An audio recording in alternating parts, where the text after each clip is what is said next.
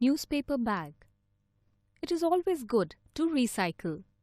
Recycle means turning useless things into new, useful things.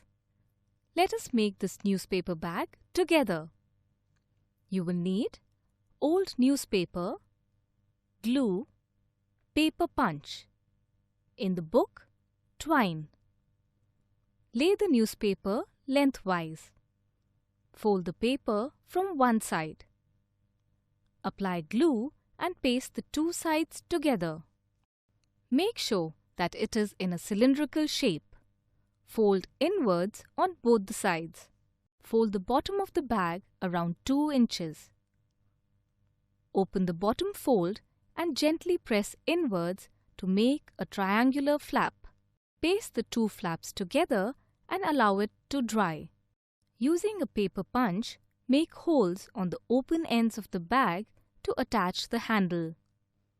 Insert the twine through the holes and tie knots at the ends to secure the handle.